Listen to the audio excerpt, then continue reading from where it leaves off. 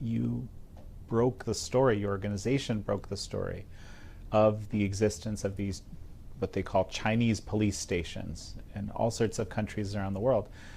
Most recently, in the fall of 2022, we learned of one such setup in Manhattan, Chinatown. So I want to start there because that's what people will remember, right? And so just give me the whole picture of the reality. What are these things? Why are they there? So Safeguard Defenders, we came across the existence of these so-called overseas police service stations, which is a setup between public security authorities in China in cooperation with United Front-linked groups around the world, right? Because what we uncovered was well over 100 such stations in at least 53 countries around the world. So this is a global endeavor. Now, we came across them because we had been tracking the CCP's illegal repatriation methods, right? So the illegal long-arm policing operations carried out by authorities from China, by CCP agents around the world to coerce people back to China, to bring people back to China against their will. And so the stations obviously played at least some role in this. No, absolutely. And I'll just mention for the benefit of our audience, the United Front, of course, are the Chinese Communist Party's overseas influence operations, various different groups, like often student groups and so forth, that are kind of operating here, working hand in hand with authorities from China. So why do these things exist? I mean, you have by far the most comprehensive reporting. So break it down for me. So what happened is, starting in 2016, or maybe going back a bit further, basically since Xi Jinping came to power, what we've really seen is an explosion, if you will, in these long-arm policing operations by the Chinese authorities, by the Chinese Communist Party around the world. And so we've been looking at the techniques, at the regulations and policies they've described to do this back in China.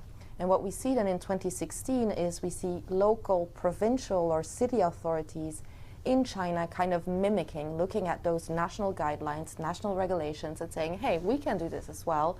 Let's demonstrate how good we are. And so they start connecting actively with these United Front-linked groups around the world. I mean, they had been connected, but they kind of start formalizing these bonds with those groups to use those existing networks of individuals and associations around the world to be better able to kind of execute, if you will, some of these operations. And I think one part of what they were doing, something that the Chinese authorities have not denied, is provide so-called consular services, administrative services, which, renewing your passport, renewing your driver's licenses.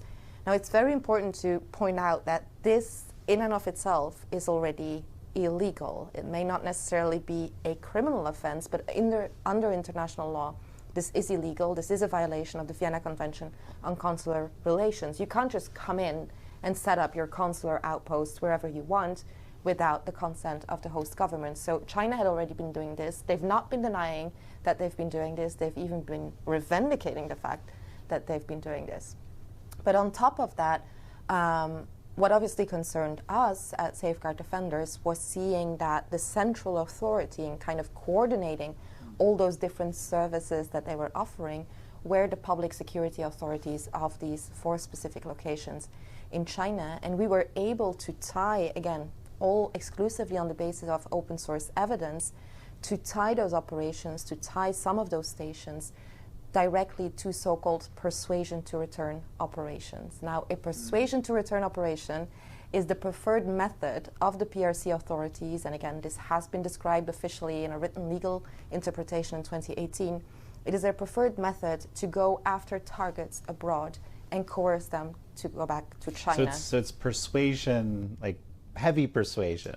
Right? Yes, it sounds very nice. It sounds very, it sounds like it's a gentle talk and invite. Obviously, it is not.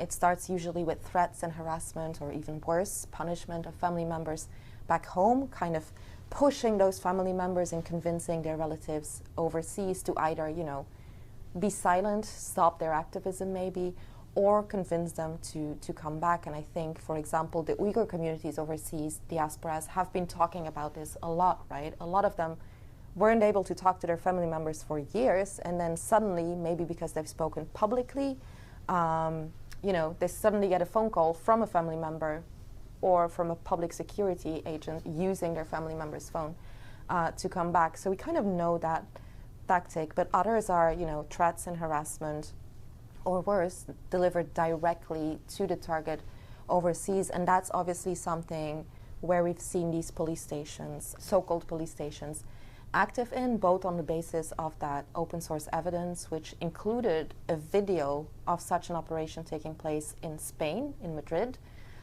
So where you had the people in Madrid, Spain, with the suspect, the target for repatriation, in direct video meeting with the public security authorities back home in China, and who also had a family member of that target overseas with them. So you kind of saw it play out on video, and such a station was involved. And then obviously we've seen the indictment coming out here in spring in New York against 2 people linked to the so-called Chinese overseas police station in New York, which again alleges that these people were engaged in surveillance, harassment, threats against an individual on American soil at the behest of Chinese authorities. So those are the kind of things that we've seen, and that are obviously of grave concern, both for the human rights and freedoms of the people that are involved, of the targets, but also just in terms of the violation, like the brazen violation of territorial sovereignty and judicial sovereignty that we're seeing in these cases.